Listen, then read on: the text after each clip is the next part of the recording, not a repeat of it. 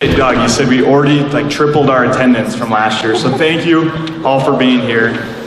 So this is the Geneva Capital Shark Tank event. My name is Eric Hartman and I'm the business caps teacher here at the high school. And we wanted to start tonight by showing you guys a quick 2-minute video that our class put together to help explain the event.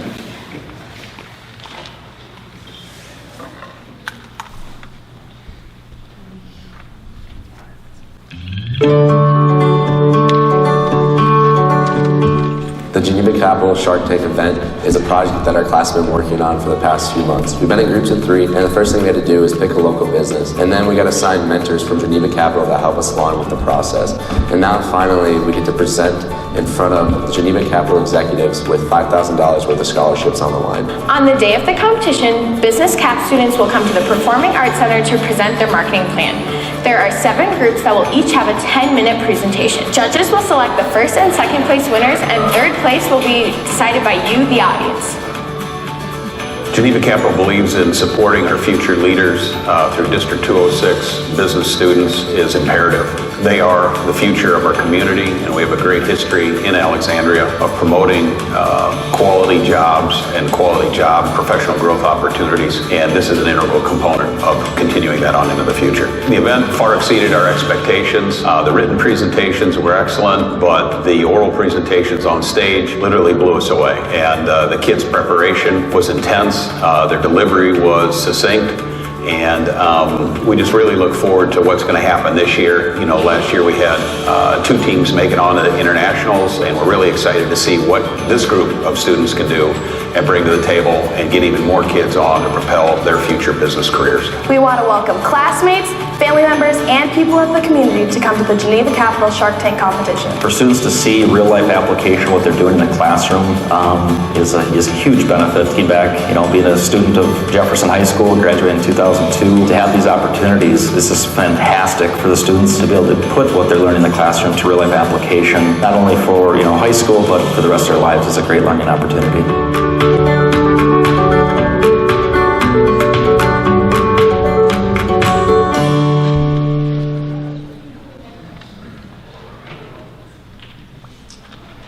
Now, some of you might be wondering, how does business CAPS and DECA fit together? So CAPS stands for the Center for Advanced Professional Studies. And our class is a 2-block class, so we meet for 3 hours every other day, and students are given college marketing credit for curriculum that focuses on real-world projects and developing communication skills. DECA is the largest student organization in the United States, and its purpose is to prepare students for careers in business. So of our 20 business cap students, 14 are in DECA, but for the 6 that aren't, I think you'll see tonight, this is a great project and just a wonderful experience for any student interested in business. Tonight you're also going to see about 50 students for the first hour and another 50 students for the second hour. Of our 130 AAHS DECA members, they are taking their district test tonight, and then also have the wonderful opportunity to see our best and brightest, to see kind of what a great presentation looks like. So that should be kind of fun, but that'll explain why there's 50 kids that come in and out tonight. So first of all, I want to thank our students. I graduated from Jefferson Senior High School in 2007, and if you would have told me that I had to work with a real business, write a 20-page college paper, meet with a mentor expert on 5 different occasions, present to a panel of business executives in a scholarship competition, on a stage in the Performing Arts Center, open to the public, I don't think I would have probably signed up for that class. You guys have been incredible. I've gotten phone calls at any time of day and night. I know you guys have been working extremely hard, preparing, and all your hard work is going to pay off tonight. Regardless of if you are a recipient of the scholarship tonight, I feel very thankful and fortunate to be your teacher. I'd next like to obviously thank Geneva Capital. So if we could get everyone from Geneva Capital to please stand. We have mentors from Geneva Capital. We have our judging panel, Mark and Mike. If everybody from Geneva Capital could stand.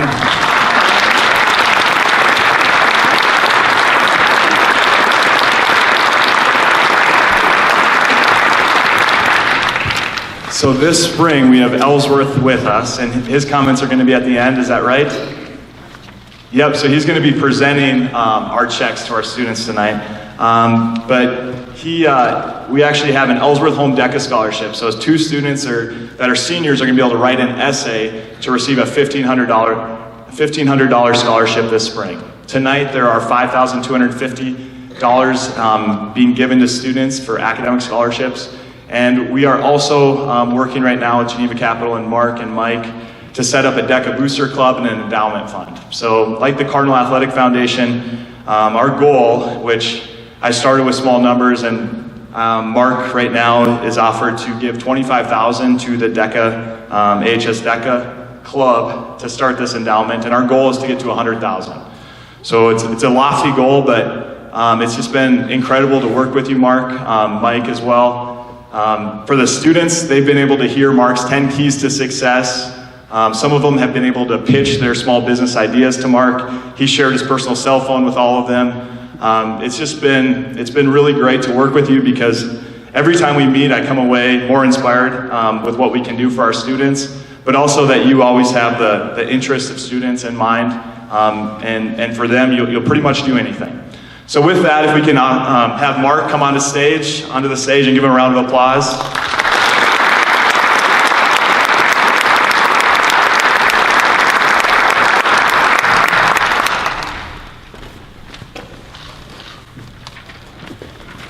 Good evening. Welcome students, friends, and community members. Geneva Capital is proud and honored to sponsor the 2nd annual DECA Shark Tank Challenge and Competition. We're excited to help prepare our students for the state and international competitions that lie in their futures. Last year, I think as I indicated to the students post Shark Tank competition, their written presentations were very good, but their on-stage presence was absolutely amazing. And so I've gotten great feedback from the Geneva Capital mentors that are working with each of the 7 teams. We think that they're going to raise the bar to the next level this year. So students, we're really excited for you and for your presentations. Students, you are embarking on a long journey, and that long journey is called your career. And your career will span on average about 35 years. If there's 3 thoughts I could share with you quickly tonight, one is make sure that your passion or your profession follows your passion.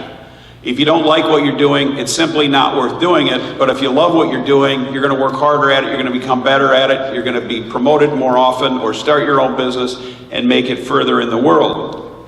The second point that I'd like to share with you is that failure is not fatal. And as a sophomore at St. Cloud State, it was required for me to take Accounting 101. In order to be eligible to enter the College of Business at St. Cloud. I got a D. The future didn't look bright. I got called into the Dean of the College of Business's office. He said, son, I'm sorry you got a D. You hit a hurdle we put into place for people like you. You need to find a new major. I said, but sir, I love business. I'm destined for business. He goes, you need to find a new major. He gave me 1 mulligan, and I need to go down and take him out to lunch if he's still there. So anyway, I did end up getting a C in Accounting 101. So failure is certainly not fatal. And 3, be very self-critical. The best people that I've ever been around and competed against, and been on the same team, they are self-critical. They can take criticism, they can use it to their advantage to improve their game at whatever it is that they're trying to get better at. And I think as the students learned last year, we tend to be a self-critical crew. So there's going to be some critiques tonight. And be open to those, listen to them, ask for clarification afterwards if you'd like. But that's the way we all get better. And tonight we have what we are calling the Hartman Audible. I've had the privilege of meeting, knowing, and being friends with a lot of teachers. But what's going on in District 206 in Business Caps and the DECA program is driven by passion. And that passion is led by one person, Mr. Eric Hartman.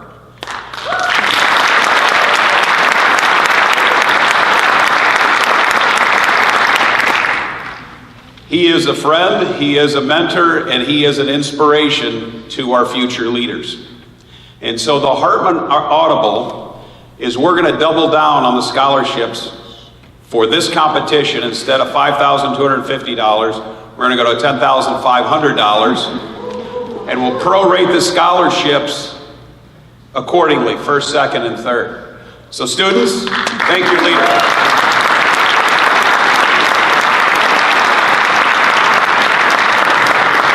So this audible was made about 20 minutes ago, and so when you receive your first, second, third, they're not going to be correct, but don't worry, the checks are good. All right? And with that, I'll turn it back over to Mr. Hartman.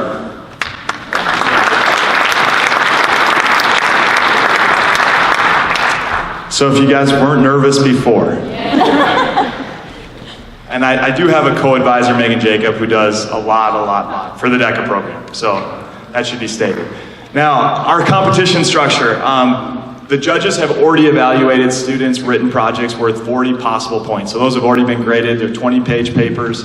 Our presentation tonight is going to be worth another 40 points, and then judges have 20 points for overall impressions.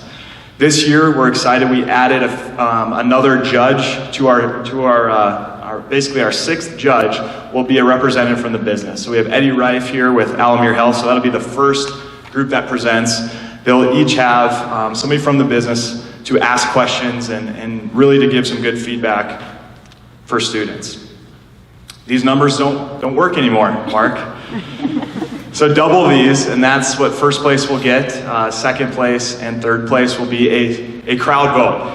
So the plan is Geneva Capital is going to pick first and second place, and if you are able to watch all the presentations, we are going to have a text vote for the next highest person.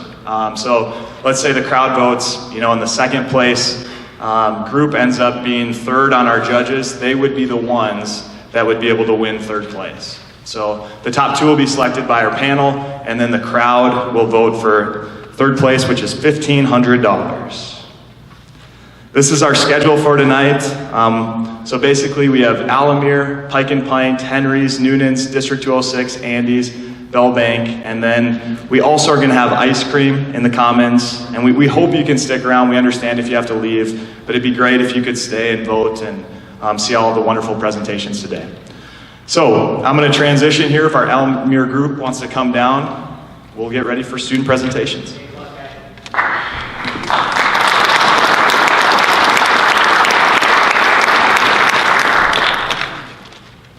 Alamir Health has been providing care in the Alexandria area since 1955 and has been a point of pride in the community ever since. In fact, all three of us here today were born at the local hospital. However, with healthcare quickly moving away from smaller local hospitals towards larger corporate practices, Alamir faces the challenge of being able to retain its status in the community, as well as being able to capitalize on the increasing population of the Alexandria area. Alamir Health rebranded from Douglas County Hospital 8 months ago in an effort to encompass the over 100 zip codes that it serves. However, we feel that this is also a great opportunity for Alamir to reconnect with its Alexandria base. Because of this, we will be focusing our presentation on the strengthening of Alamir's local presence. For the three of us here, Alamir has truly been here for life, and we would like to make sure it stays that way. I'm Adam Klepetka, and these are my partners, Callie Craig and JJ Foster, and we're here to present to you today our cause marketing campaign for Alamir Health. An overview of the aspects of our campaign that we'll be presenting to you today. We have the purpose of our campaign, our research methods used, our key findings from that research, our proposed activities, budget, and ROI. The purpose of our campaign is to strengthen Alamir's identity in light of its recent rebranding, to improve its cause marketing efforts, and to increase the awareness of the public and of employees of its cause marketing efforts. We performed a SWOT analysis on Alamir Health to determine its strengths, weaknesses, opportunities, and threats to its business. Some of the strengths of Alamir is they are the single largest employer of Douglas County residents in the area, and they have an incredibly high standard of care, as they are ranked in one of the top 100 hospitals in the nation. Some of their weaknesses, however, are the pushback and lack of understanding of the name change from Douglas County to Alamir, but we see this as an opportunity for Alamir to establish and connect its brand name to the ALEC community and focus on that in 2019. Some of the threats to Alamir are their large corporate competitors and this misinformation surrounding the name change. To begin our research, we looked at some secondary resources. These included healthcare institution websites, the Douglas County Factbook, Echo Press articles, and corporate documents. To further our research, we met with Eddie Reif of Alamere Health and Janie Olson of Sanford Health in Fargo. We also conducted focus groups with Alamere employees and their target market and administered a general public survey which garnered 123 responses. Through our interview with Eddie Reif, we learned that many of the donations that Alamere is making today are not being advertised or publicized. We also learned that their target market is women ages 18 to 44, and there is currently not a defined definitive system for implementing new marketing efforts or reflecting upon the success of previous marketing efforts. Through our interview with Janie Olson from Sanford Health, she stressed the importance of involving your employees in the community. In Sanford's opinion, involving your employees in the community helps to bring a friendly face to your brand. In our Alamere Employees Focus Group, we understood that Alamere employees want to get involved in the community and they want to be able to help, but they're not necessarily sure of all of the ways that their company is going about doing that and not sure how they can get involved. We also learned through our target market focus group that there were a couple of hiccups regarding the name change that would need to be addressed, such as what the new name means and why it was changed. We also understood that the number one cause supported by the target market was teaching healthy habits and safety to children. This finding was also found in our general public survey, where we asked what the most important cause was to the public. They responded by saying that teaching healthy habits to kids was the most important, with a score of 4.2. Our general public survey also helped us to calculate what is called a Net Promoter Score, and a Net Promoter Score is the leading statistic to determine customer loyalty. So we found this by asking the general public on a scale of 1 to 10 how likely they were to recommend their healthcare institution to the community. And the score was calculated by subtracting the percent of net detractors, which are people who put a 0 through 6, from net promoters, people who responded with a 9 or 10. And Alamere's Net Promoter Score was found to be 42.85, and this is a good score. Any score above 0 is good, and any score above 50 is great. So through our campaign, we are hoping to get Alamere's Net Promoter Score up to 50. Our first proposed activity is what we call the Water Wellness Event, and this event would connect the community to the meaning of Alamere's name, which is healing water. We also want to involve something that our target market cares about, which is children. This event will be held at Airwood Resort and Conference Center because it's a central part of Alexandria and is surrounded by water. Activities at this event include partnering with local businesses, such as the ones on the screen, boating and water safety, and interactive activities for kids. Overall, this event would connect the meaning of the name to the community. Our second proposed activity is to introduce a committee for employees to implement new ideas for marketing as well as reflect upon pre-existing ideas. These employees would meet once a month, every month, for an hour, and would reflect upon ways in which Alamere can constantly be improving. This would also help employees feel as though they have a voice in the ways that Alamere is giving back to the community. It would influence and incentivize their involvement within that community and help provide that friendly face for the Alamere brand. Our third proposed activity would be to implement a new cause marketing system. Step 1 of the system would be to introduce guidelines to the idea generation process for new donations. While we certainly don't want Alamere to stop donating to the many businesses it currently does, our research has shown that donations that follow these guidelines are the most effective for promoting Alamere's brand. Step 2 of this system would be to review events that have already taken place. To do so, we would use these measurables, and they would allow us to measure the effectiveness of an event and also to shed some light on possible improvements that can be made. Overall, using this new cause marketing strategy will be increasingly beneficial to Alamere as time goes on. Our fourth proposed activity is to distribute a community involvement video. So from our employee focus group, we found out that employees aren't fully aware of all the things that Alamere is doing or contributing to. So we want to take this unawareness and create a monthly video that will be distributed just to make employees more aware of all of these things so they can therefore get more involved. In addition to this video, we would suggest that Alamere creates a slideshow that would also display the donations they make, as well as the events happening that month or events in upcoming months. These would be displayed on monitors and TV screens throughout the hospital and clinics, and this would be a super simple way to inform employees and community members alike as to just how Alamere is giving back to its community. We would measure our campaign success by tracking any increase in visits to the Alexandria Clinic, administering surveys to employees and the general public after 6 months of implementation, and giving surveys to new customers to determine if our campaign has had any impact on their decision to join Alamere.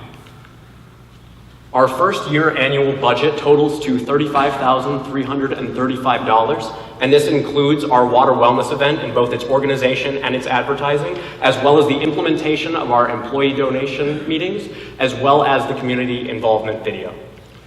By using our campaign, we predict Alamere will have a revenue increase of $219,672. Dividing this number by our cost, Alamere will receive a 622% increase in its ROI. Thank you all so much for listening to our presentation. Do you have any questions?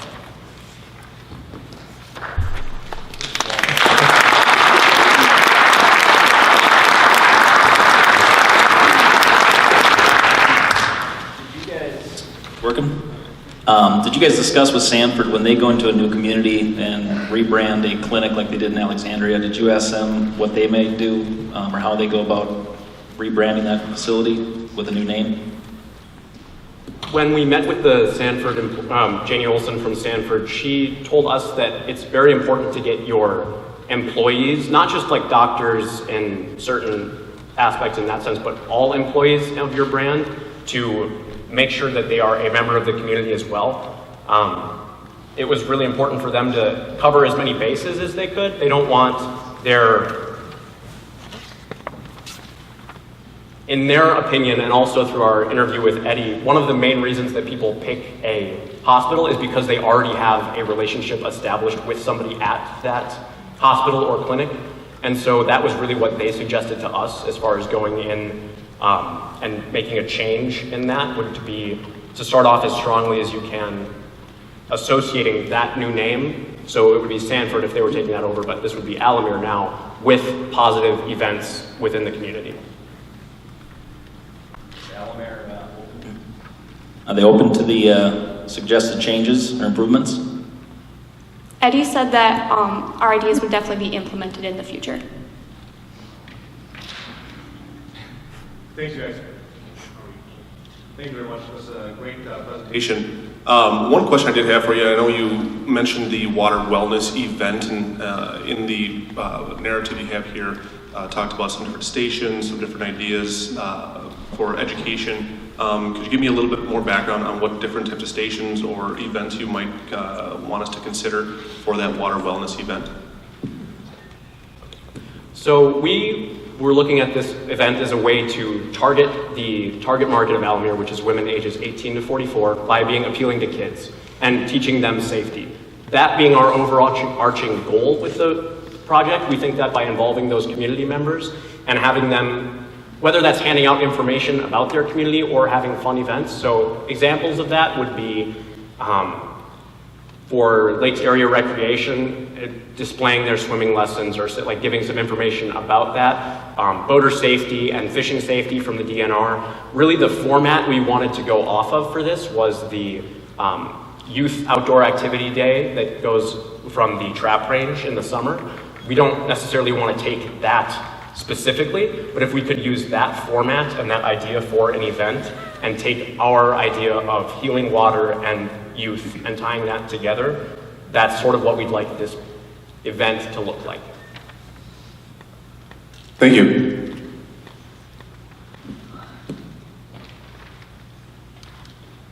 Any more questions?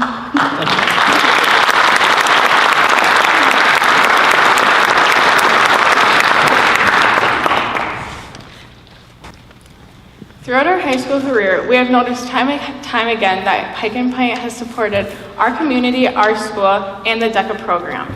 My first time at Pike and Pint was at the DECA Burger Challenge. This is where DECA students would create a burger that would then be placed on the menu. The best-selling burger would then be placed on the menu permanently. By seeing how Pike and Pint is already involved in the community, it is evident that they care and support for our community. Furthermore, I have seen Pike and Pint give back to the boys and girls high school hockey team by selling pull tabs, with the proceeds going back to them. I'm Brooke Miller. I'm Emma Gronholz. And I'm Alex Neal, and we look forward to presenting to you. A quick overview of our plan. First, we have our goal. Then we have our research methods, both primary and secondary. Through those research methods, we have our key findings. Our proposed activities will help us reach our end goal, and the budget that we have will help us put these proposed activities into action. Our goal is to inform customers, employees, and community members of Pike and Pint's corporate social responsibility.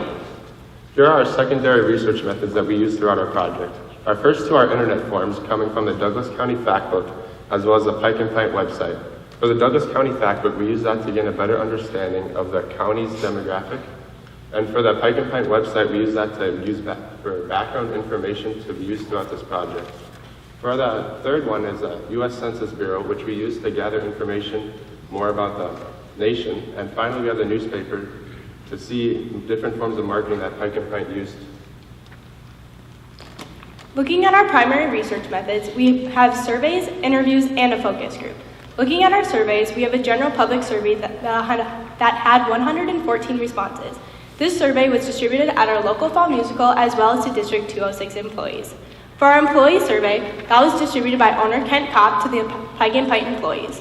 The next thing that we had was our interviews. We had 2 interviews with owner Kent Kopp of Pike and Pint Grill, and an interview with Doug Daskin of DJ's Tap House, and an interview with Melanie Brudos, Director of Business Development at Doolittle's.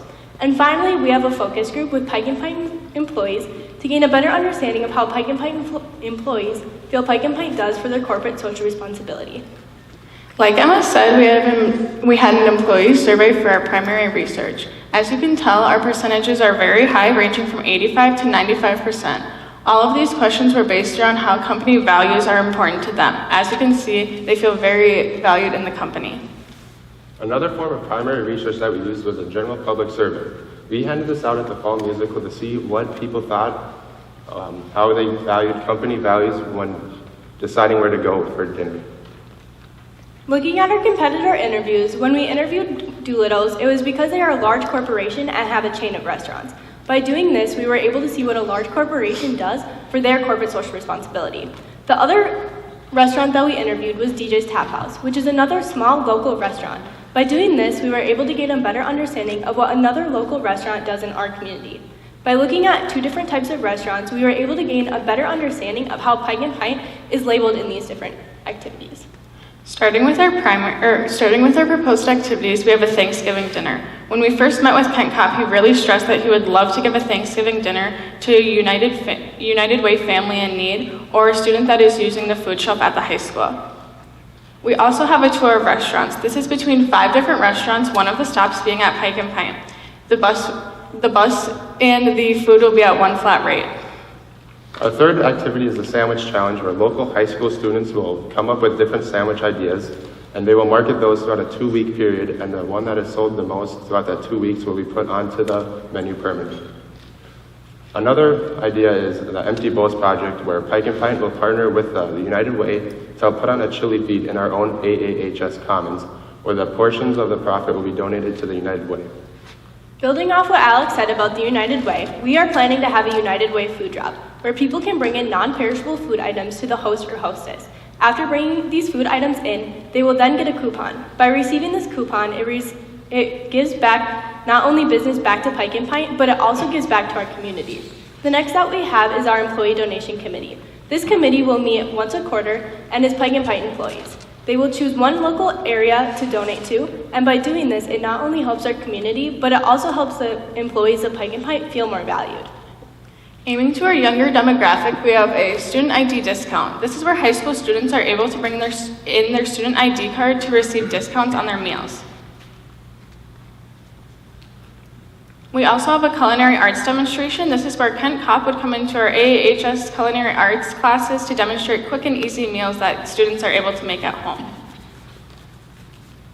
Building up the younger demographic, we also would like Pike and Pint to help sponsor a hockey game where they will involve the crowd throughout each of the 3 different periods, as well as for each goal scored, they will make a donation to a local charity.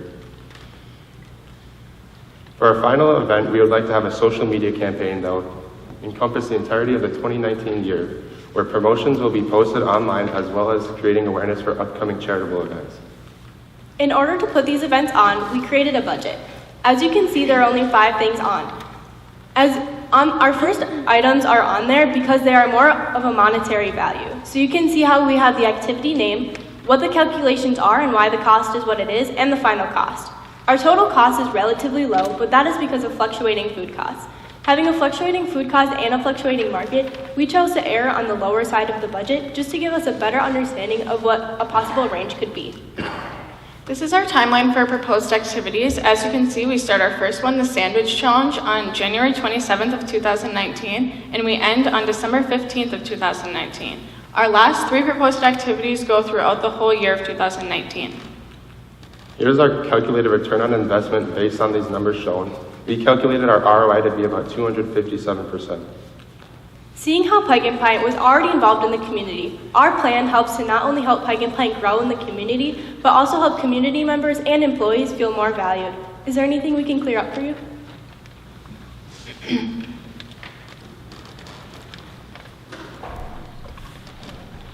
your presentation, it showed that with your gross profit of about $36,000,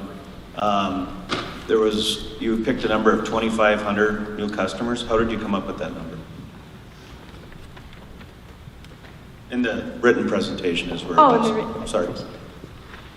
We came up with that number just based on how our social media will reach. So we plan on posting things on social media and also our radio ads. We think it'll reach many people, but also by putting these proposed activities in place, especially with the high school, we'll be able to bring more people into Pike and Pint.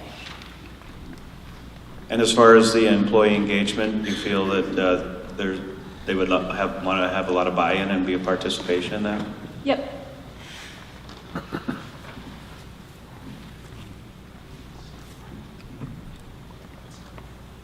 So was there a certain percentage you were thinking of for the student discount? I know it was your picture up there,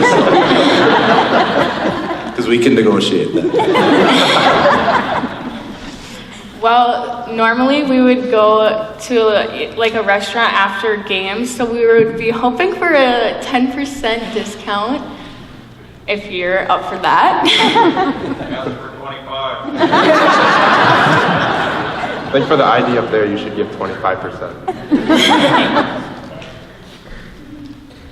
Were there any further questions? All right, thanks for your time.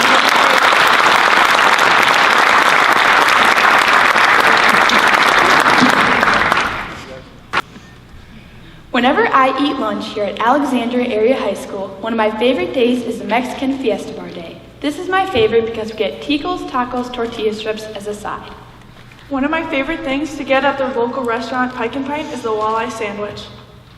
My favorite coffee is the Stoke cold brew coffee that I can get at convenience stores and gas stations locally.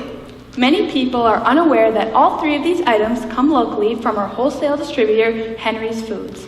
My name is Christina Drown, and these are my partners Mackenzie Duenhager and Molly McKay. We are here today to talk to you about our ideas to improve Henry's Foods' cause marketing. Current president of Henry's Foods, Kelly Jansen, believes in doing good not only for the profit, but because she sees her business as a pillar in the community when it comes to donations. In one of our interviews with her, she said that she is 100% for showing the company how large companies support and strengthen the community. Henry's believes in giving back so much so that they donate to over 50 nonprofits locally, including the Maritime Museum, the YMCA, Relay for Life, and North Star. The problem we found is that Henry's Foods is one of the largest contributors in our community. However, public employees and customers are unaware of the vast amount of donations that they give. The research we did was split into primary research and secondary research. We did 3 surveys, a public survey, an employee survey, and a customer survey. We did interviews with the president, manager of HR, and a local customer, and our focus group contained employees from all different departments. Our secondary research contained internet sources, government sources, as well as blogs and newspapers. For a public survey, we had 107 responses from students to over 7 years old. We asked questions like if they knew where Henry's is contributing to, and the common answer was no, even though these are places that most people have been to in town. We also asked if people knew where Henry's, we also asked if they knew how much Henry's is donating, and only 4% guessed correctly of over $300,000. With this vast amount of donations, we thought our community would know about this, but with our survey, we learned they didn't. Looking at our customer survey, we asked what impacts their decision to work with Henry's Foods. The top 3 answers were product quality, service, and personal connection. These help to guide us when creating our customer activities. Looking at the second graph, we asked on a scale of 1 to 5 if it was important for them that Henry's donates to local causes. The common response was a 4 or 5. This again showed that it was important to customers.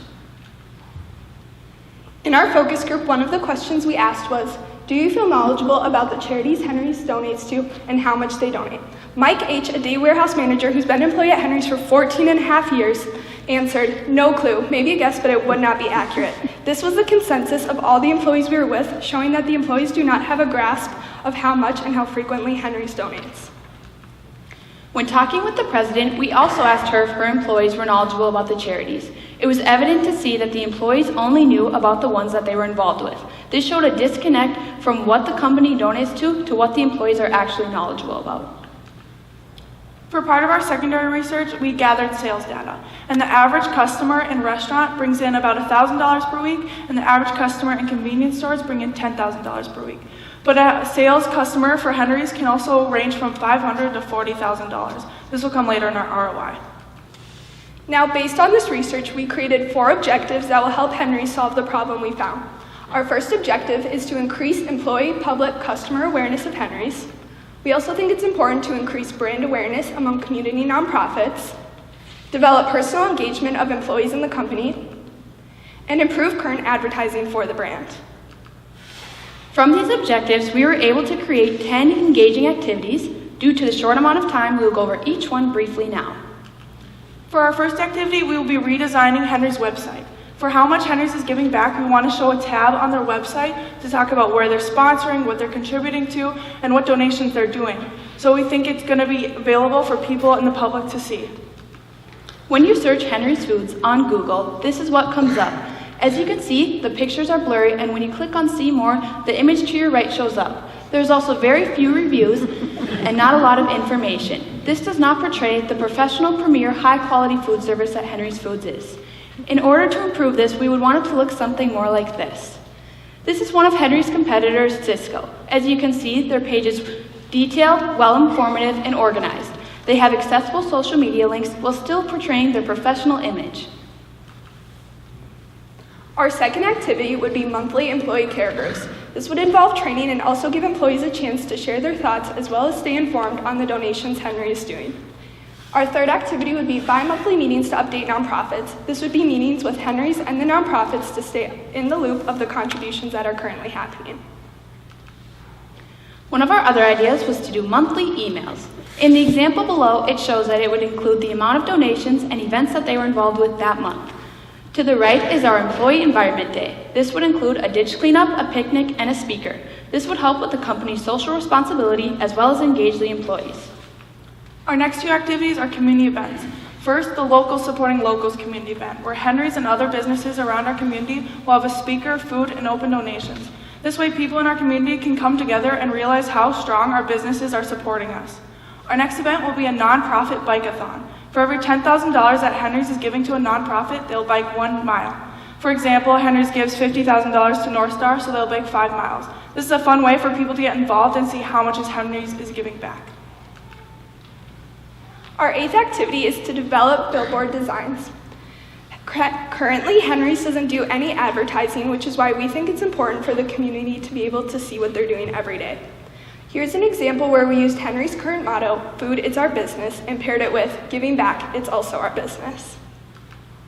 Next, we have a calendar that shows updating their social media. As you can see, we have them posting on Facebook and Instagram regularly. On Sundays, we have them bi-weekly doing a blog post, and on the weekends, if they did a donation event, it would be posted then. The first of the month would be used for the monthly email, and the last day of the month would be used to update the website.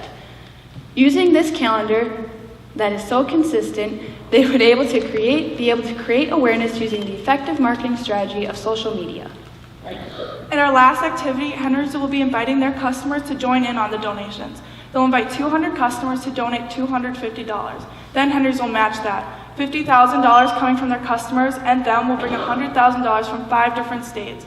Then Henry's and their customers will give choosing causes the donation money. Later on, Henry's can put a donation wall in their lobby showing how much they want them and their customers to be giving back.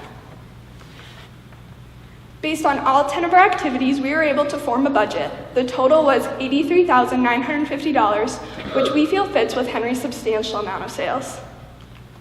After that, we made an ROI from our different types of business, our convenience stores, and our restaurants. We think our activities will bring in a proposed 5 different customers for each group.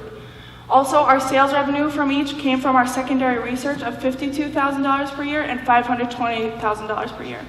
Our profit generated from this is $286,000, and using our expenses, we got a total ROI of 240.7%.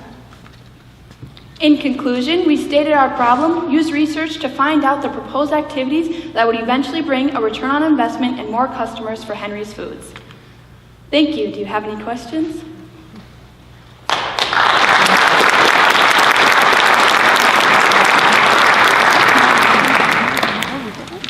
Nice job, ladies.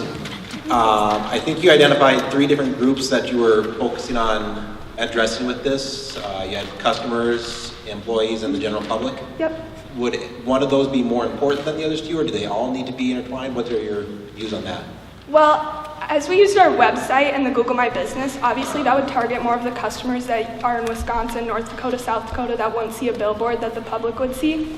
So I think customer really was our main focus when creating the activities. But of course, it's important for the employees to want to work for a business that donates and contributes. So I guess in addition to that, then you outlined 10 activities. Could you elaborate then on how some of those would reach those other state customers when a lot of them were discussing local activities? Maybe I missed maybe some of them were more far-reaching. Mm-hmm. So the Google My Business would, the website would, as well as informing more nonprofits that are not as local, maybe they're in the cities or farther away. Or our last activity where they get a chance to, when they buy their products, to also get a chance to donate to something that they feel is important. As well as the emails, anybody who would want to be subscribed to that information would be able to sign up for that. Mm. Could you explain how that donation match would work, go over the logistics behind that? So Henry's would ask 200 of their clients, and they have many, so they'll ask them to donate $250.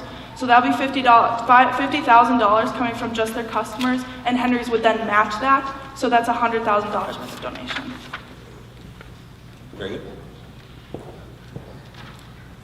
Thank you. Thank you.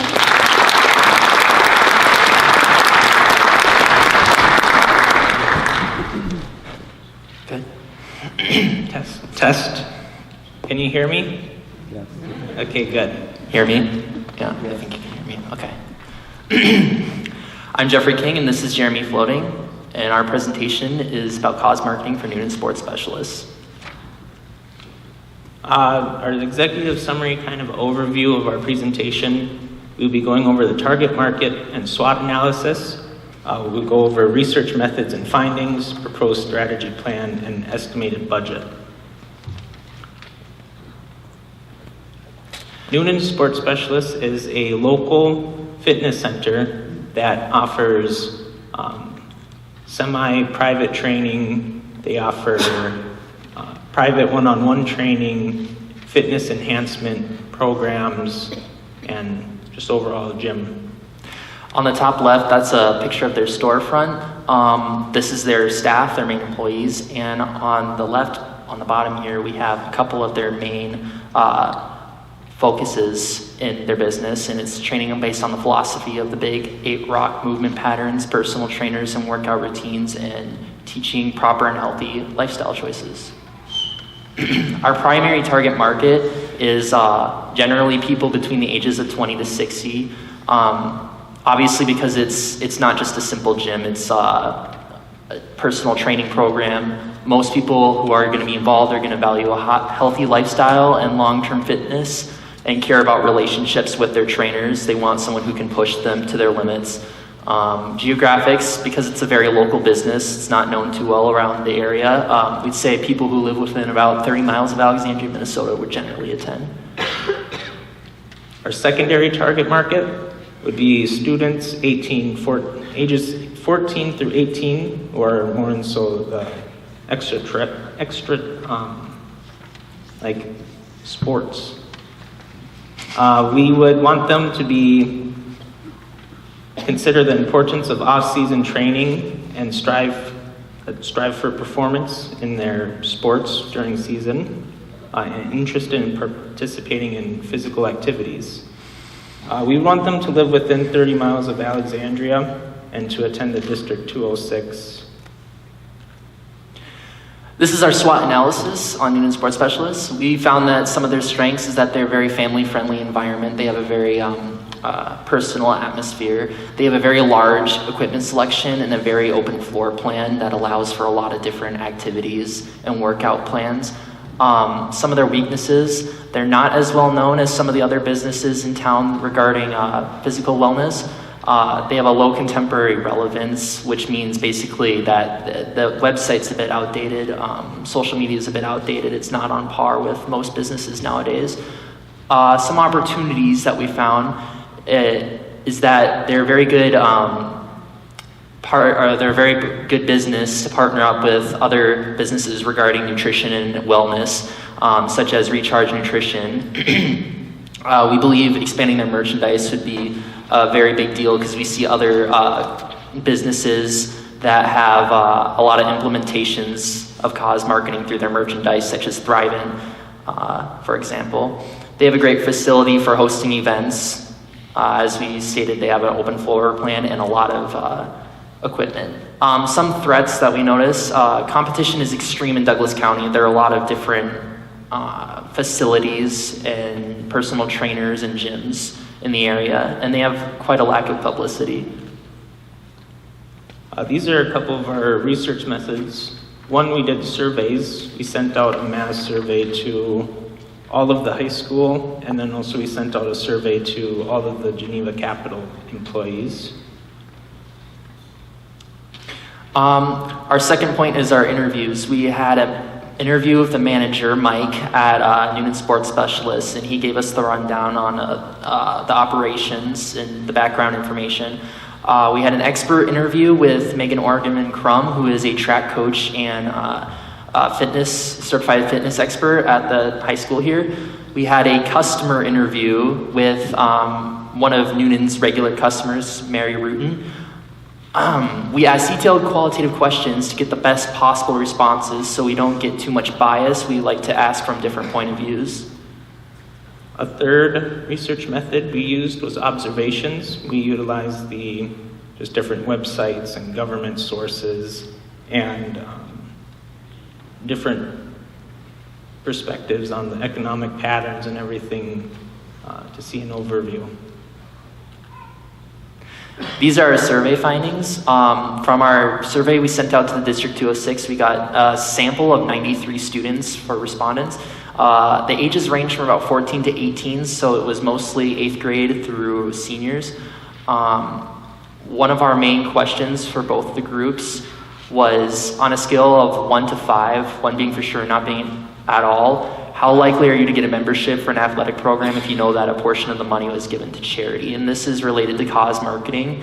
For the adults and the students, we had a very on par answer. The majority answered neutral at a 3, but there were slightly more who answered that they would be willing to purchase a membership if they knew the money would be going to charity. 85% of adults and 72% of students did indicate that they would be interested in participating in a personal training program, whether they are already involved in athletics, whether it be school or summer related, or they just aren't in a program currently. This is an example of a student and adult survey question. We asked them if they would sign up for a self-defense class if it was offered, and there was a large amount that said they would. 56.5% of the students that took the survey said that they would, and 36.6% of the adults said they would if it was offered. So we found this to be really useful for implementing possible opportunities for cause marketing in the future, as we see, because there's a huge response rate for people who would be willing to sign up for a self-defense class if offered, and a very low response rate for those who aren't willing. Competitor observation. In our surveys and our interviews, we determined, or we asked what people attended outside of school or other athletic programs, what they belong to, if they belong to a gym or another personal training program. We concluded that the YMCA was by far the biggest competitor in the area, and CrossFit was the biggest competitor for personal training. We did 2 interviews. One was with a fitness trainer, Megan Crum, and we asked her again about how willing you would be to sign up for a membership if you knew a part of it would go to a charity, and she was really excited about that idea, and she would definitely join. We also have some quotes from the regular customer we interviewed who attends Noonan Sports Specialists. Some of these quotes here show about how personal it is, the experience, and how it really stands out among other competitors in the community. A couple of our primary objectives. Our first objective would be to increase community awareness. In the short term, this would appeal to more residents, hopefully bring in more customers, and in the long term,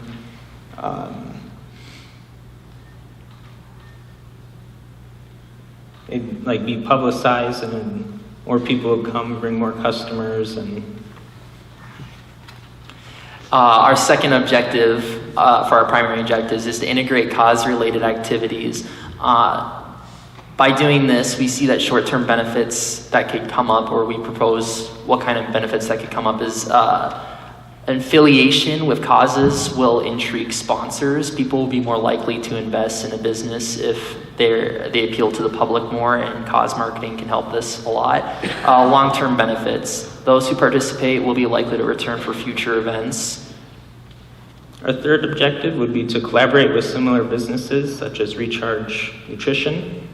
Short term, this will bring customers in from other businesses, gets the word out more. And long-term benefits, it provide opportunities for expansion in merchandise and products, and it helped the community by kind of supporting each other and getting the word out of each other to bring in more customers. Our last primary objective is to bring in the youth. We found that, especially on the client successes pages, that most of the demographics that are a part of Noonan Sports Specialists are generally older or mid-range. So some of the short-term benefits that can come from bringing in the youth is social media exposure, because the youth are very active on social media. A long-term benefit could be it will help adapt the program to be more relevant, because as we stated before, some of the advertising is a little out of date.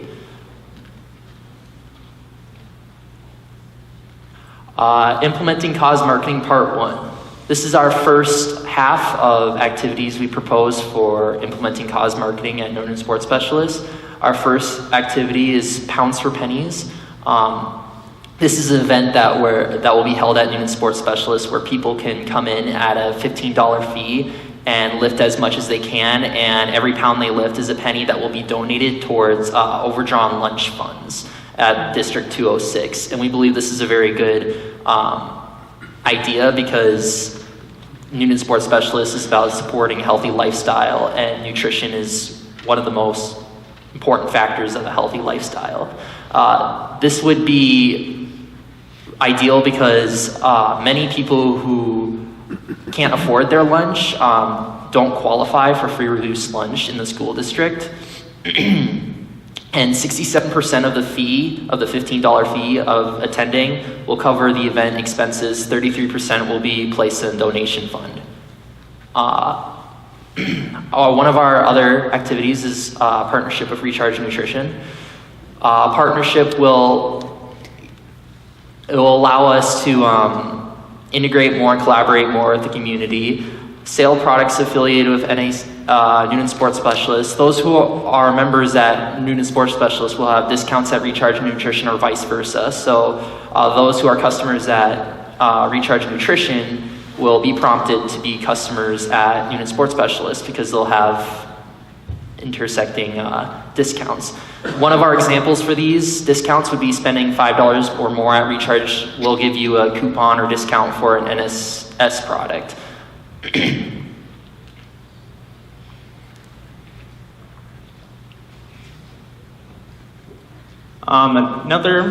Part two of implementing cause marketing would be social media.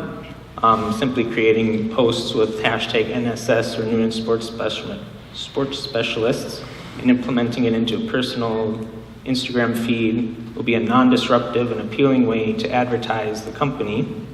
Posts will be established weekly through Google AdSense, and a promotional video, a professionally made video to help promote Noonan Sports Specialists to get them out there publicly to bring in more customers. This is our way of measuring the plan's effectiveness. The original surveys we sent out were very detailed and they show pre-implementation of the cause marketing plan. We plan to have a post-implementation survey to compare the effects from before and after. This box on the right just shows some of the things that we'll use to measure the effectiveness, analytics that we'll pull from Facebook and Google AdSense from the advertising on social media, sale of merchandise, and the active members for Noonan Sports Specialists. One way we will be measuring the plan effectiveness is online. We'll be looking at the impressions, the effectiveness of ads, the followers, the amount of followers that they gain, the likes, the rate of likes they earn for each post. And we said that about 50 to 250 per week in impressions would be good, that's what we're hoping for. 15 to 35% increase every month for followers, and 15 to 35% increase every month for likes. That's what we're shooting for. This is our budget. We're proposing a total of $1,700. Pounds for pennies, we're thinking about $500 per competition. And for the social media marketing, about $200 per month. Merchandise, about $1,000 per order. And this includes artwork for design, paying for labor, and all the other factors. We estimated that for every new customer, there's an average revenue of about $800 annually.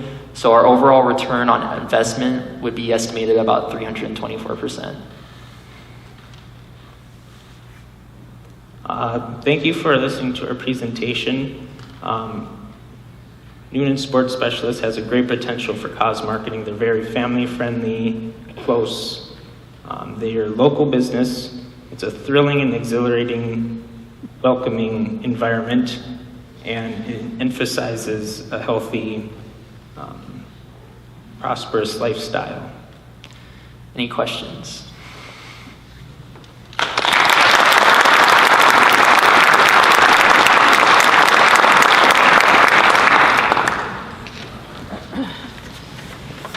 Thank you, gentlemen. Question in regard to the self-defense class and the opportunity for partnership with somebody local. Had you looked at any relationship that we could create there with somebody who would teach a class like that? We did not look into that very far.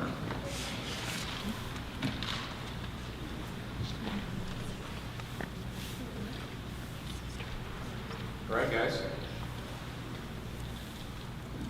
All right, guys, nice job.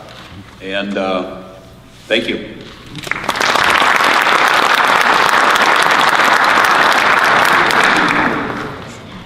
All right, test. Check 1, 2. Testing, 1, 2, 3. There we go. All set? Okay. As seniors, the three of us have been students in District 206 for over a decade, and we've noticed an underlying problem that has been overlooked in both our community and society: social media. But it's not social media that's the problem, it's the way that people use it. And since the current generation is misusing social media, they're facing detrimental impacts every day, and they're left feeling lost. My name is Kaylee Weigel. I'm Megan Fletcher. And I'm Parker Olson. And we created the Digital Compass campaign to help navigate the current generation onto a path of digital responsibility. So starting with a brief overview of our presentation, we are going to start with the problem, move into the campaign goals. Next, we will touch with our secondary and primary research methods. Then we will go to our findings, conclusions, recommendations, and then we will finally end on our budget. We have defined our problem as students in District 206 are lacking knowledge of proper social media use. We believe that with the Digital Compass campaign, we can make social media a positive tool for all the students of the district. The goals of our campaign are threefold: to educate, create, and to integrate. First, we want to educate students and faculty of District 206 on digital responsibility. Second, we want to create a digitally responsible generation via our executed and planned recommendations.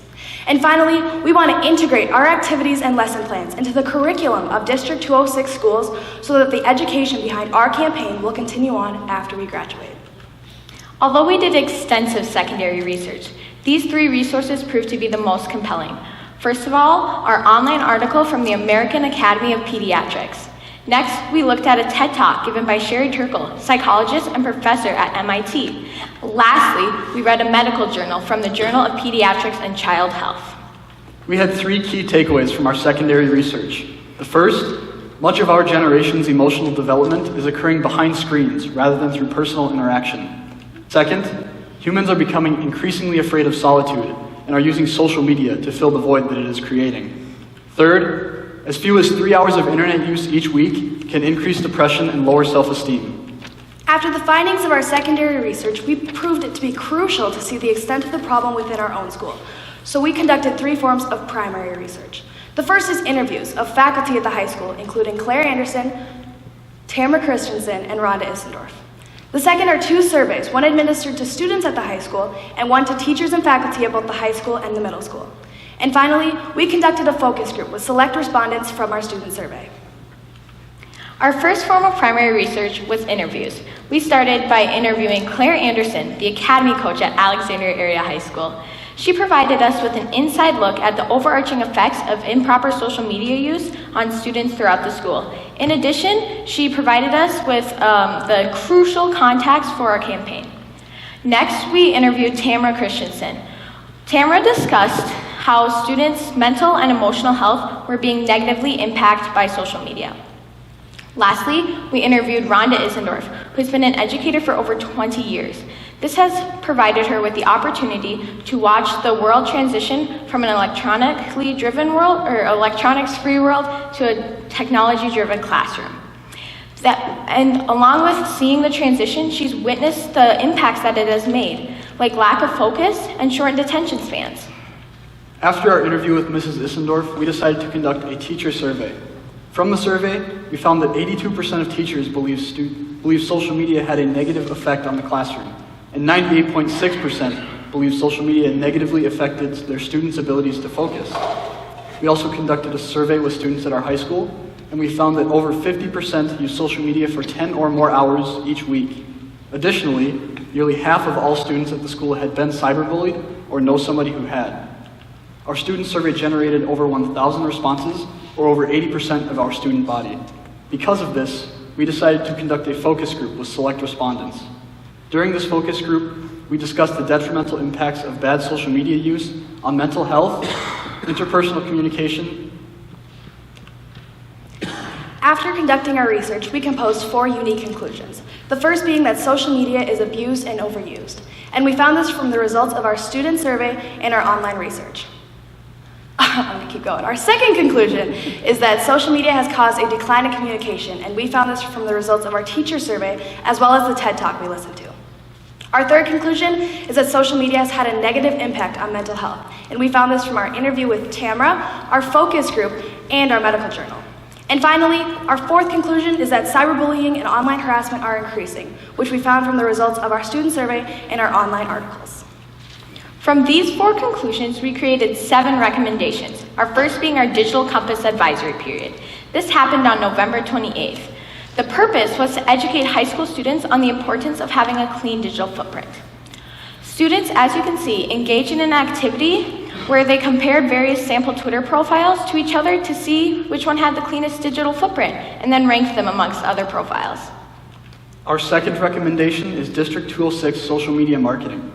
We met with Jill Johnson, the marketing director for District 206, on December 3rd. She gave us access to the district's Facebook and Instagram pages. Using these platforms, we have promoted positive social media use, as well as Digital Compass and district activities. Our third recommendation is our Digital Compass Twitter account, which we created on December 7th. The main purpose of this account is to promote digital responsibility, both by advertising future campaign activities with an example tweet showcased on the right-hand side of the screen, and tweeting out statistics and fun phone facts about social media usage, as you can see on the left-hand side of the screen. Our next recommendation is our elementary school visits. These are set to happen on January 28th. The purpose is to educate elementary school students on how to use phones, being that they're just beginning to get them and use those social media profiles. We will have an activity where they will look at how to use them positively and avoid being a cyberbully or falling a victim to stranger danger. Our fifth recommendation is the Digital Compass Teacher Bootcamp. We met with Lucas Gatto, the technology integrationist at Discovery Middle School, and he invited us to a meeting with the Alexandria Technology Champions on February 12th. During this meeting, we will discuss the best ways to implement digital responsibility into the curriculum at all the schools of the district. Our sixth recommendation is our middle school home-based lessons. Being that this age group is really just beginning their social media profiles, we find it very important to teach them proper digital responsibility and teach them good habits that they can continue practicing in their future social media usage. Our final recommendation is the Ed Talk and Digital Compass Week. We will be partnering with the Alexandria Education Foundation, which puts on an Ed Talk every year. This year, it's featuring Joanna Bursch Hawthorne, a Facebook executive and Alexandria alumni.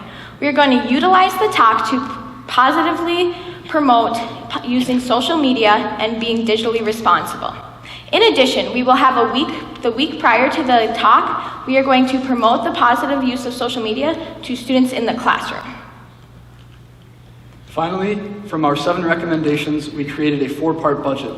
The first part, incentives for students, involves prizes to the students we educate. The second part, social media promotion, involves promoting tweets from our Digital Compass Twitter, as well as posts on the district's Instagram. Third, professional development, involves instructing faculty on the best ways to teach students about digital responsibility. And finally, future implementation. This portion of our budget is allocated to ensure that the effects of our campaign will last for years to come. As Christian Lou Lang once said, technology is a faithful servant, but a dangerous master. And although technology and social media aren't going anywhere, the negative impacts of improper use can. And we are confident that with the Digital Compass campaign, we can effectively educate students and faculty and create a generation of digitally responsible users. Thank you. Any questions?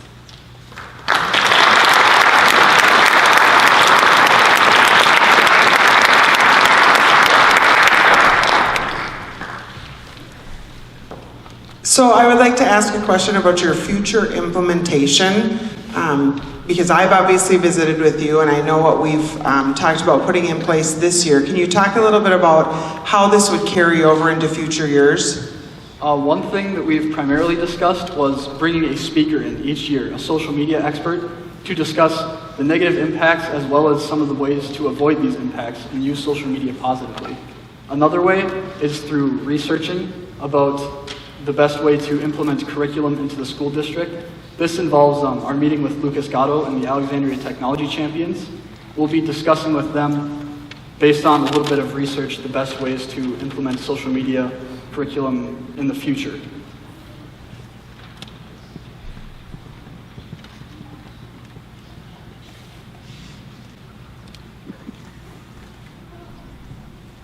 Thank you. Thank you.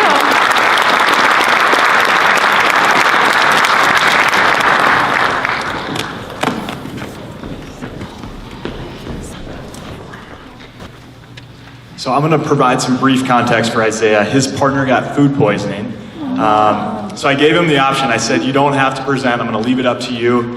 And he's here. So I think we should go around the applause.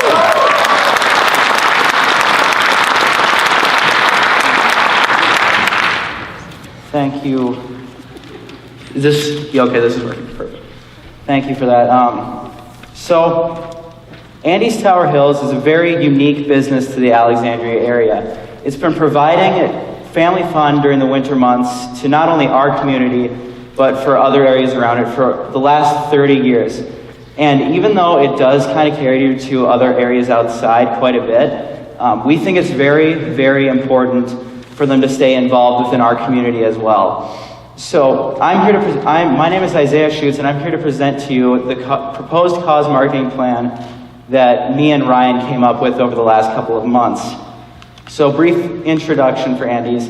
Andy's is a ski resort located in Douglas County near the Kensington area. It has been in business for over 30 years, and it is currently managed and owned by Tom Anderson, who is the son of the original founders, Paul and Vern.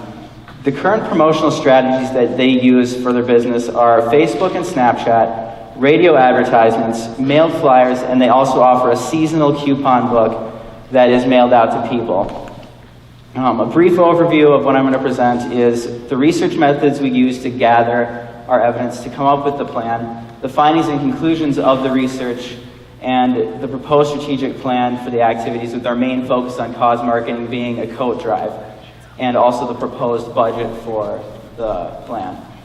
So our research methods include a general manager interview with Tom Anderson, a student and staff survey within the district, competitor observations, and social media data. So from our general manager interview, we were able to discern the current marketing strategies and kind of discuss how he does it.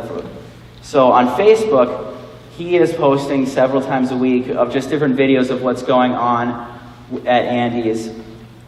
As well as on Snapchat, he obviously adds things to his story just to, again, to show people what's going on and to try to engage the customer market. Their primary market is active skiers, athletic people, as well as just getting and providing a fun family experience for people in the community. With their secondary market being different classes from different areas around Minnesota, even extending as far as North and South Dakota school districts. We also discussed some of the main problems that they've had as of late, getting visitors to come to Andy's, with one of them being prices, not having enough time and stuff to just get out there, and yeah. From our student survey findings, we received 227 responses, and the age range was from 18 and under. From our general manager interview, one of the things Tom wanted us to find out through the survey was what the best age to start marketing to, which we found out through the best age to start marketing to through what age people and students were starting to get their first smartphones. Because if we can figure out that date and age, we can determine when their digital footprint will begin to start forming. And the best advertising platform we found out from the survey was Snapchat and Instagram. And 89% of the respondents plan on visiting Andy's this season, with 40% being more likely to come if there was a coat drive done. From our staff survey at the high school, we received 91 responses, with the age ranging from 19 to 60 plus.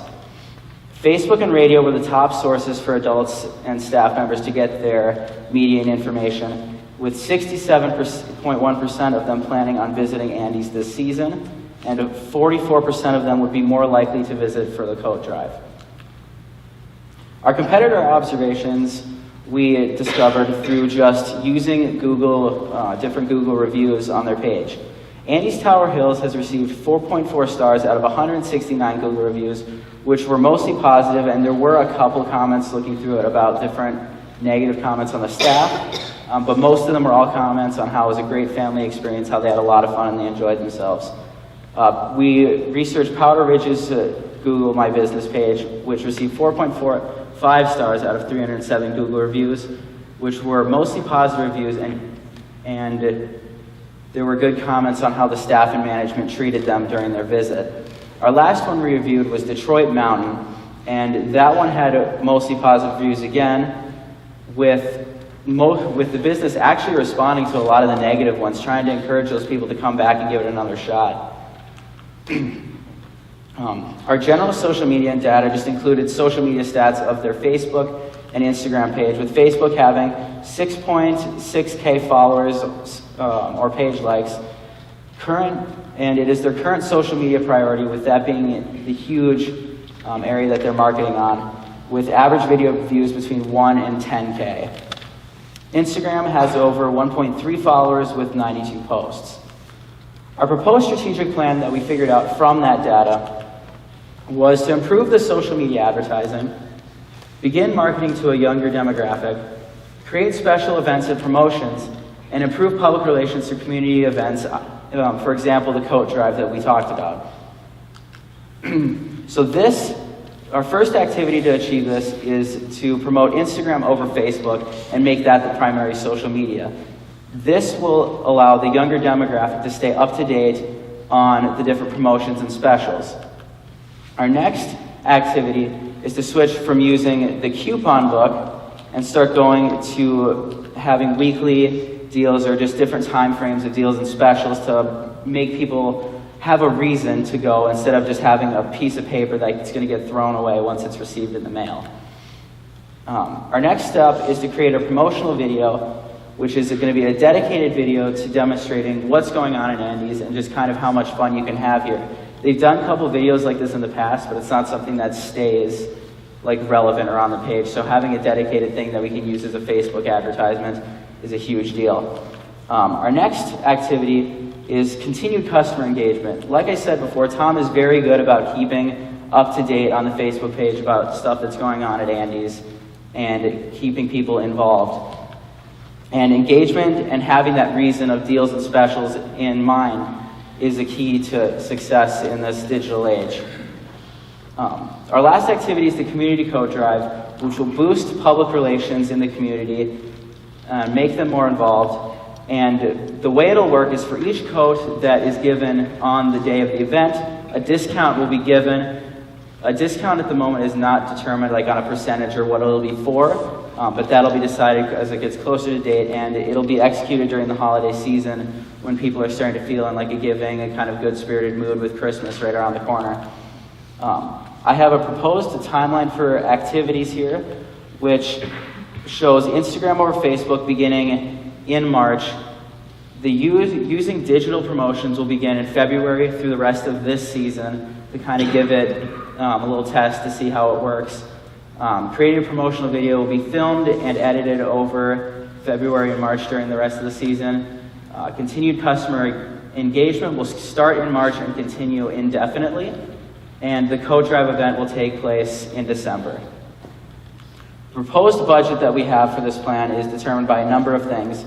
One being the Facebook ads, or the number or the cost per 1,000 impressions, with a minimum of 5 posts per month for each one. So with that, the Facebook ads are $359.50 per month. Instagram, $395.50 per month. And the coat drive will require 2 employees to be staffed for the whole day to just kind of collect the coats and everything, with that being at $155. And the promotional video is only based off of the requirement for 3 people to have rentals and their daily lift ticket, with it being at a quantity of 3, adding up to $234, and our proposed budget total is $1,148.50. Thank you, and do you guys have any questions?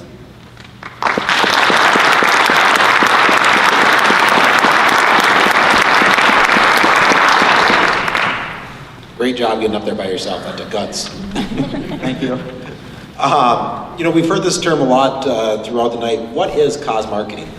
Cause marketing is the act of using an event to not only boost public relations and show that you're willing to support a good cause, as a business as a whole, but also to like improve the business's marketing and their revenue as well, which in whatever source that may be. You did a good job of identifying a pretty significant difference in the preferred social media platform between adults and youth, with adults being Facebook and youth being Snapchat. Did you look at all at a way to differentiate the ads on those different platforms to more specifically target who uses them? As in just like how they get seen by people? What type of content you would put on each, I guess? That wasn't something that we necessarily went into, but one of the things I do know about those different advertisements, at least from seeing how the Facebook ads work, is you can target people based on how they're, like what they have on their profile, age ranges, location that they've added to their profile, stuff like that, to determine like what ages or who's going to see the advertisements.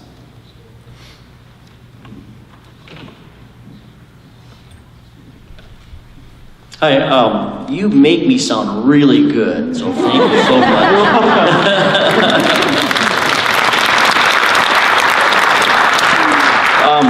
Because we have more of an audience now that we should take advantage of right now, present that coat drive and how the audience can get involved with that. Yeah, so the idea that we have behind the coat drive is because it's a ski resort, we feel like doing something where it's during the winter months. Coats are obviously something that are needed by people who don't necessarily have any, so by partnering with an organization which we haven't necessarily decided on yet, we're able to bring in coats to people and kind of offer that discount as a way to bring people in, to give back to the community, stuff like that. Okay, we don't have a specific date yet, but we want to, how are we going to notify these people? Through social media would be a huge thing. Thank you very much. Great job, team of one.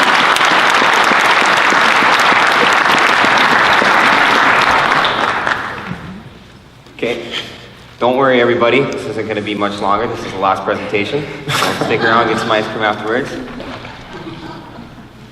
All right. Bell Bank in Alexandria has a beautiful building, a knowledgeable staff, the best rates, and most importantly of all, the best cookies in town. You'd be hard-pressed to find a better financial institution in Alexandria using almost any banking metric.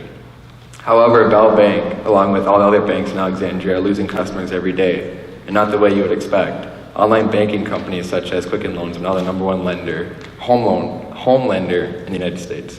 The money that we spend on these online-based companies does not employ local people, support our local schools, or help our community grow.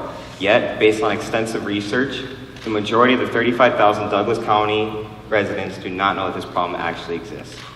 My name is Alex Jost, and these are my partners, Evan Lind and Michael Loken. And we believe now more than ever it's critical that Bell Bank implements our cause marketing plan to help make local banks stronger and our community even stronger. Throughout our presentation, we'll go through our research methods, and then after that, the findings and conclusions that we came up with, and our proposed plan and activities. And then to close it off, we'll talk about some numbers. Our first interview with Abby Kleinschmidt and Jeff Patience over at Bell Bank, they talked about their Pay It Forward program and how that's the #1 way that they give back to the community. We also learned that they have a $75,000 budget and dedicated towards cause marketing, and then we asked them what made them different, and they said, we are extremely personal, our tellers know almost every customer by name. So first thing that we did was took a general public survey. We got exactly 126 surveys. We found that the number one reason why people do not actually want to switch banks is because it's actually a very long and difficult process. Also, we found that company values are extremely important to people, with rating a top vote of 3.9 is the average, with 1 being the lowest and 5 the highest. Also, we also asked them, would you be more willing to bank with a bank that gives back locally? We found 69% said yes, 17% said no, and 14% said it didn't matter to them. Also, we had an employee survey. We asked them what's the #1 thing that they like most about what they get to do at Bell Bank, and it's their Pay It Forward program. Basically, corporate gives full-time employees $1,000 to donate to whoever they want, and $500 to part-time employees. They like this because it gives them a lot of freedom to do what they want, so they can donate where they think that money's needed most. Also, we asked, should Bell Bank publicize more for what they do good deeds-wise? To our surprise, 71% actually said no, that they'd rather just do it out of the gracious of their hearts, and 29% actually said yes. In our competitor interview with Mark Ranjanet at Viking Bank, he's the president, And we asked him if he thinks it's worth it to promote or show off what you do for the community, and he said absolutely it's worth it. Local banks need a strong community to be successful. And this ties in with what Evan just said with the survey results where the Bell Bank's employees said that they don't want to publicize what they do, but Mark disagrees and says that it's absolutely worth it. As well as some primary research, we did some secondary online. We found out some background information on Bell Bank so that we would know a thing or two going into our meeting with them. And we also looked up some economic data for Douglas County, such as deposits and like household income. And then to back up some of our proposed activities, we did some research on financial literacy in America. And as you can see here, Bell Bank is ranked 4th for deposits in Douglas County, and from 2017 to 2018, they increased 14%, while Bremer Bank, the top bank, only went up 11%. So for our proposed activities, our first activity is to partner with the United Way and as well as our Alexandria football team. For every home football game, every touchdown that the Cardinals score, Bell Bank will give $250 to the United Way, and in the last football game during halftime, they'll present a big check to the United Way. Also, we tend to inform employees about cause marketing and really make sure that they understand that how important what they do for the community actually is to Bell Bank so they can get a lot more business. Our next proposed activity would be to instruct students about banking and finance. So we'll send someone from Bell into the high school classroom and even at Discovery and just give students, like the basic banking information, like how to set up a bank account, how to manage their money, just simple stuff. And then it teach the community about financial education. We'll send home like a newsletter or an email through Bell Bank's customers list just so they get a basic information about banking and financial information. In our interview with Bell Bank, they talked about the Cardinal debit card. It's something new that they've just started up. They haven't done any marketing for it, and they currently have 35 current card holders. And basically, if you pick this card, $5 goes to the school district, and they just said, come up with ideas for us to promote it. So we'll create a promotional video focused on the debit card, and that if $5 goes to the school district, just really hit home on that, and that we'll show it at sporting events like hockey games and basketball games, and we'll post it on their Facebook page. Now we noticed that Bell Bank Corporate has their own Facebook page, but that the local one doesn't. So we thought that by creating a Facebook page, we'd be able to reach an audience of people that really care to see what banks are doing in the community. And to help gain traction, we do a giveaway, and we kill two birds with one stone by promoting the Cardinal debit card, as well as doing the giveaway. And for the giveaway, just like a $30 gift card to a restaurant in town, and in order to enter, you have to share the post. And the Facebook page would also be used to post Bell Bank's social deeds, like what the employees do for the Pay It Forward program, and as the company on its own. And from looking at the Viking Bank Facebook page, we found that posts about social deeds have 2 times as many interactions as just a regular old post. And so, in order to measure our plan, within a year we hope to reach 750 people with our financial education, get 500 impressions on each Facebook post, and for the debit card, they already have 35 people, and they haven't done any marketing with that. So we feel with our plan, we should be able to hit 150 no problem. And with the video, we hope to get at least 1,500 views. Here's our budget, and a lot of the budget are just one-time costs, besides like the home football game touchdowns, where we estimate about 12 home touchdowns, $250 a piece, be $3,000, and then all the rest are like one-time costs, and it'll come up to $4,040. For our ROI, or return on investment, we figured with our key metrics that we'd be able to target roughly 3,900 people. We found on our own surveys and also online surveys that 16% of people are actually looking for a new bank. We think that due to the local competition that we can easily get 2% of those people, which would then give us 78 people. Also on our secondary research, we found that the average customer for a bank brings in a revenue of $1,560 per customer.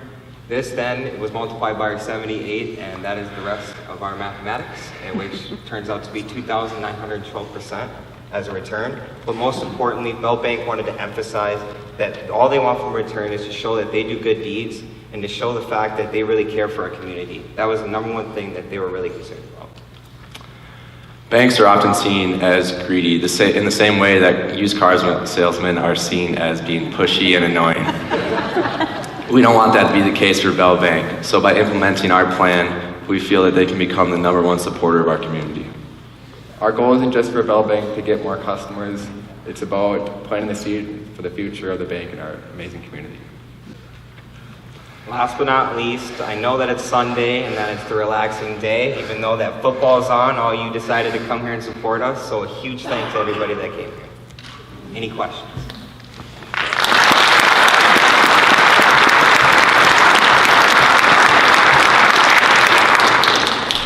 Nice job, gentlemen. The amount of $1,560 per new customer, how did you come up with that number? Yeah, we actually, on www.fortune.com, somebody by the name of, I'm trying to think, Kelly Kim, she was a marketer for, any social media, and she did the math with a couple of her local banks where she's from. I believe it's like Chicago, around that area, which is obviously a lot bigger, but that was the average, was $1,560 per customer that she found. Okay, great. In regards to the Cardinal card, are you guys part of that?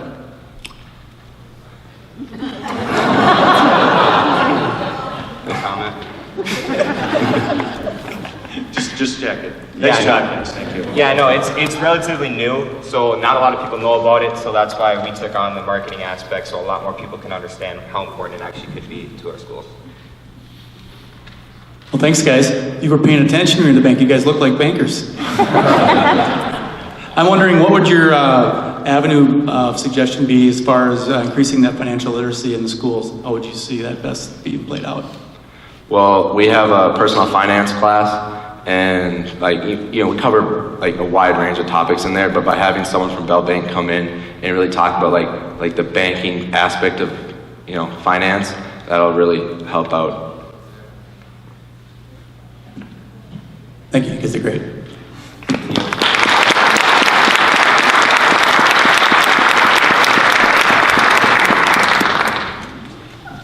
Well, thank you for sticking around this long. We're going to give the judges 10 minutes to deliberate now. And while that is happening, we have 3 DECA videos, and we're also going to have the crowd vote. And we're also going to have ice cream in the commons if you're able to stick around. I was thinking the parents here are probably more excited about Mark doubling the scholarship amount. But yeah, we're going to have Anna and Summer Gerhardt, they're 2 juniors that are going to kind of lead the way with explaining the crowd vote. And then I'm going to take the judges to see who they pick.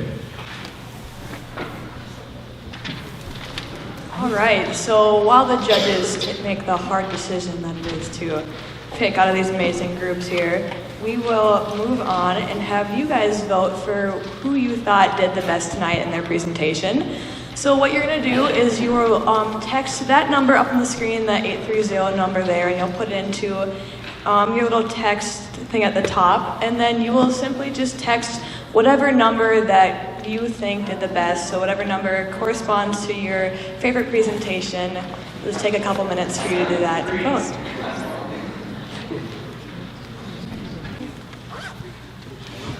All right. In a few minutes, we will hear the judges' deliberation, but first we're going to watch a few testimonial videos about DECA and its influence in our community.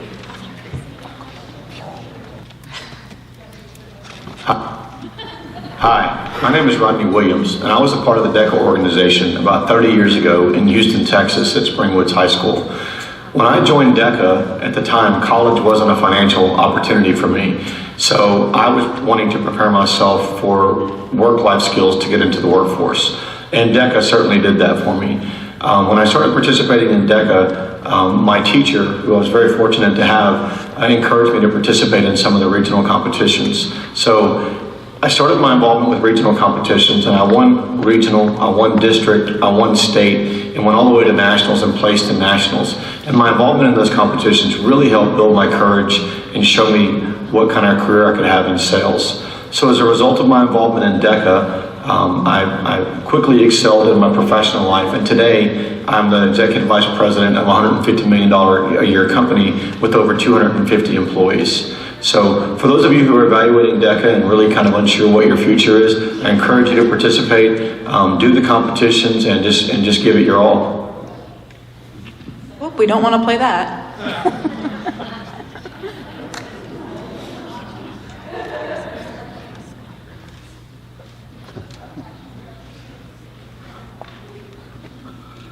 Hi there, my name is Cole Haugen. I graduated from Alexandria in 2015, and I will be graduating from the University of Minnesota in May of this year.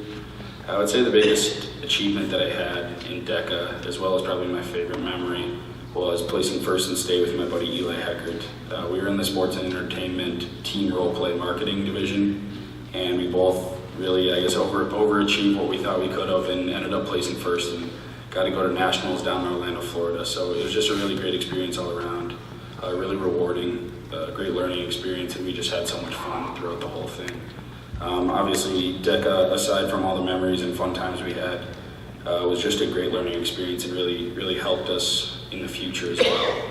I know there's a lot of things that I've learned from DECA, interviewing skills, more like the soft skills that we don't necessarily learn in high school or college, and I think that that's really important moving forward. I'm doing engineering, but I know all the business skills that you learn in DECA are very applicable in every situation and have definitely helped me get to where I am today, and I know will help me continue on in my career.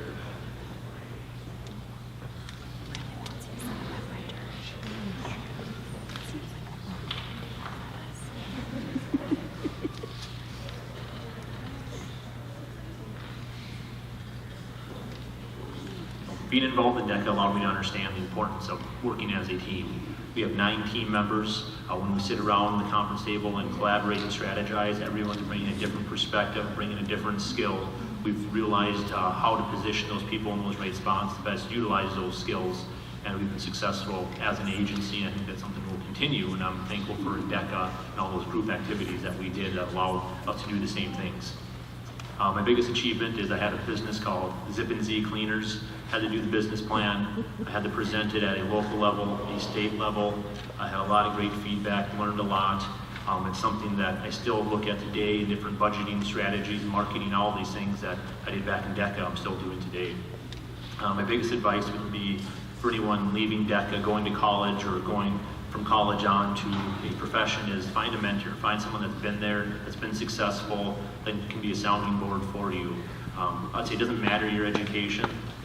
There's things you're just not going to know, and I think if you can utilize someone else's knowledge, I think you're going to be ahead in life. And I've had some great mentors in my life. I still have mentors, and I think I always will, and it's been some of the most beneficial conversations I've had is just talking to someone that's been there.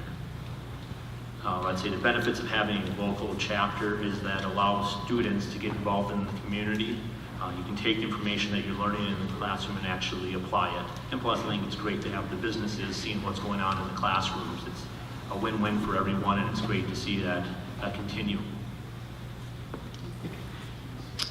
All right, so those were just some great videos showing us how DECA furthers us in the real world and real life outside of high school. In a few minutes, we will hear those final deliberations, and then afterwards, there'll be ice cream in the commons. So we just ask that you stick around for a bit longer. Well, good evening. I'm Al Home, Ellsworth Home, and the reason I'm here tonight is they were kind enough to invite me. I used to be the DECA advisor not here, but at Jefferson High School.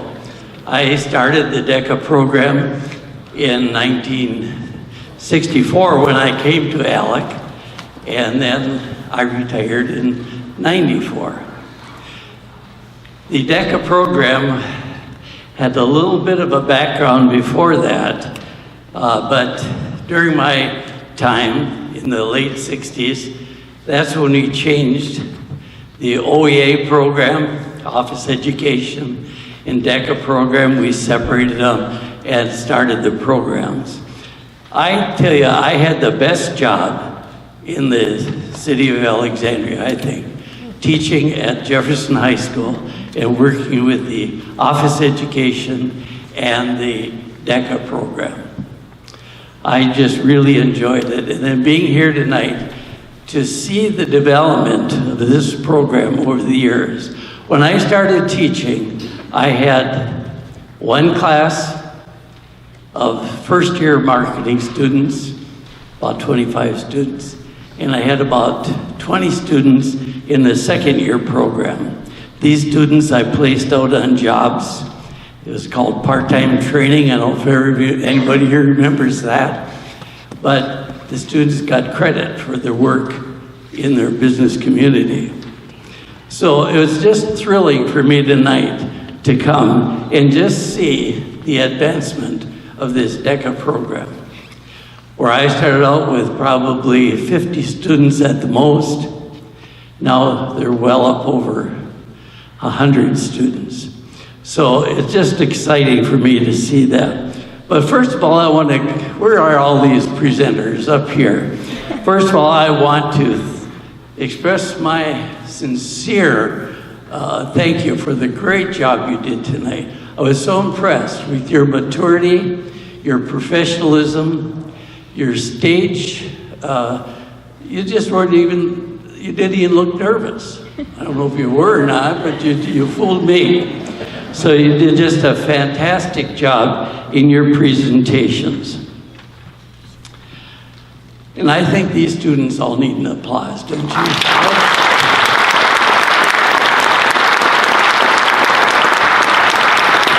But you know, having been the former advisor, I know a little bit about what it takes to get students ready for state and national competition.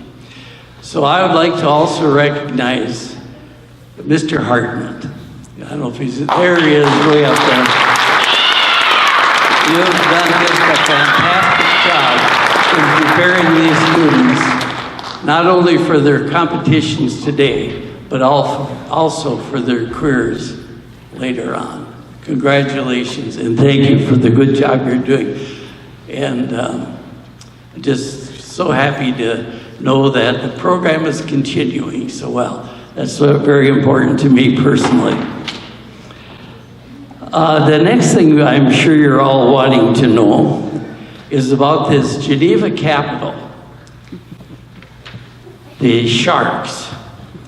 These guys tonight, I call them the Geneva Sharks. They're very good personal friends of mine. And they asked some pretty strong questions to these kids tonight. And I was really impressed the way students were able to field these questions. They didn't seem to make you nervous. In fact, you guys from Geneva, you were the Sharks.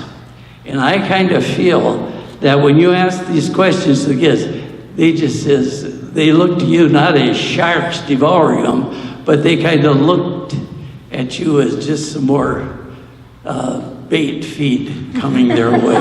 They're ready to eat you guys up, I think. So thank you guys for Geneva, for what you've done here for a program. And you know, Geneva has not only had people on the staff that worked with these students as they're doing the projects.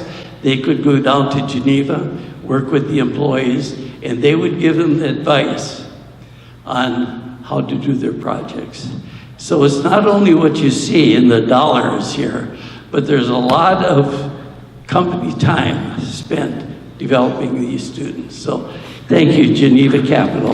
Mark, over here, is the president of the company, owner of the company, and the investment that they make in this community with their contributions. Thank you, Geneva. Now, I know what you're waiting to hear, and that is the results, right?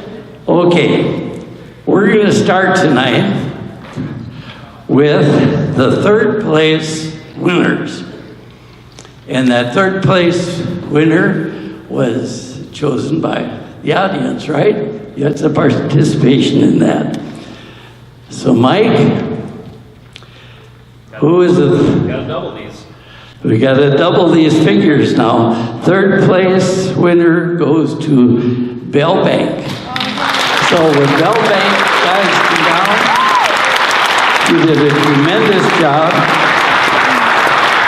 And these figures now is scholarship money that Geneva has provided. Will be divided amongst the team. And where it used to be $750, I think it's about $1,500, guys, right? So thank you, guys. Great job.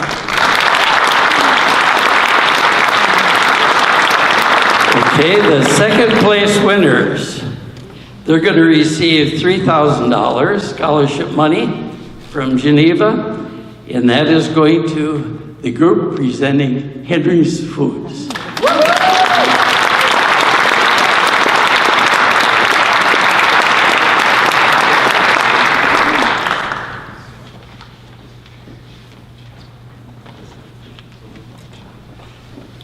Excellent job. It was fun to watch you. Very good. And of course, the first place team this year is going to receive $6,000 from Geneva in scholarship money. And the first place team winner is the group that presented District 206.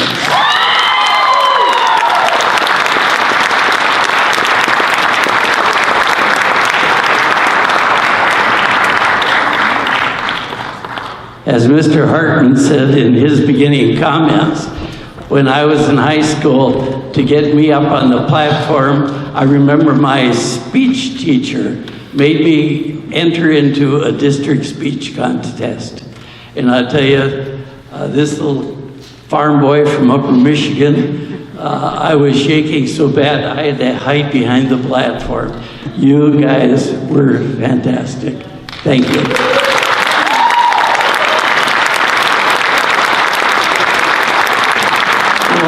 All the students come down.